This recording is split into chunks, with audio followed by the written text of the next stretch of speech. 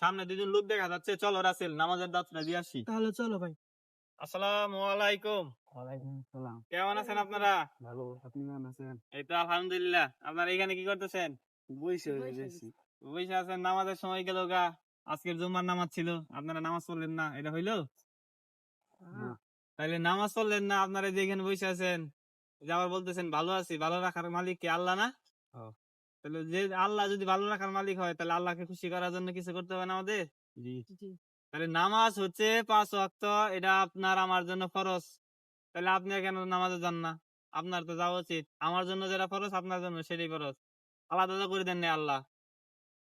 না, তো আলাদা যদি না করে দেয়, তাহলে তো আপনার আমার নামাজে যাওয়া উচিত, ঠিক। তাই না? এই যে আমরা ঘুরতেছি ফিরতেছি, এর জন্য তো আল্লাহ আমাদের এই দুনিয়াতে পাঠায় নাই, অবশ্যই কোন একটা কাজের জন্য পাঠাইছে। এই যে দুনিয়াতে ধরো মনে করো যে আমরা এটা পরীক্ষা দিতে আইছি, পরীক্ষায় যদি পাস না করি, তাহলে কি স্যারেরা আমাদের মারে না? তাহলে যদি স্যারেরা আমাদের পরীক্ষায় ফেল করলে মারে, তাহলে আল্লাহ যে আমাদের সৃষ্টি করছে, এই দুনিয়া সৃষ্টি করছেন, তাহলে আল্লাহ কি আমাদের বিচার করবে না? হ্যাঁ, এটা কি ভাবা উচিত না আমাদের? জি। অবশ্যই ভাবা উচিত। এই দুনিয়া সৃষ্টি করছে, সব সৃষ্টি করছে, মানুষ সৃষ্টি করছে, আমাদের সৃষ্টি করছে, সবারই সৃষ্টি যদি করে থাকে আল্লাহ, তাহলে আমরা জাস্ট পরীক্ষায় যদি ফেল করি, তাই স্যারেরা আমাদের মারে? তাহলে এত কিছু সৃষ্টি করে সব আমাদের নিয়ামত দিল, এই ধান দিছে, চাউল দিছে, খাওয়ার জন্য সবকিছু দিছে, পোশাক পানি যা লাগে আমাদের সব দিছে।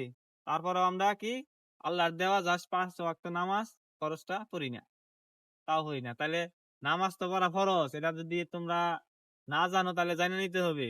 আর যদি জানো, যাই না, যদি না পড়ো, এটা আরো পাপ।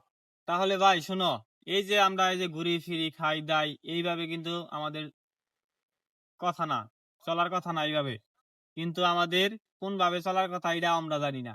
এখন দিন এমন আসতেছে, আমরা সকালে উঠি মোবাইল নিয়ে, আর সারাদিন মোবাইল নিয়ে, ঘুমানোর আগে মোবাইল নিয়ে, মানে সারাদিনে ফেসবুক টিকটক ইউটিউব যা লাগে, যার যার যতটুকু প্রয়োজন তাই করি।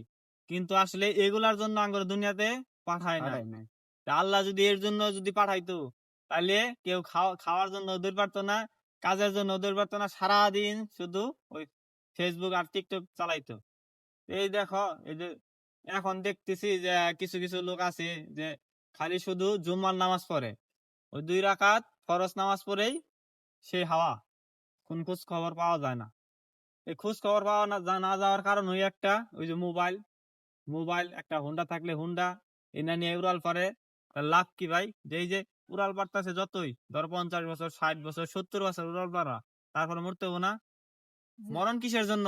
আল্লাহ যে মরণ যে দিছে, এটা তো আমাদের একজন আমাদের একটা প্রমাণ হয়ে যাচ্ছে যে আমরা যে মরে যাচ্ছি,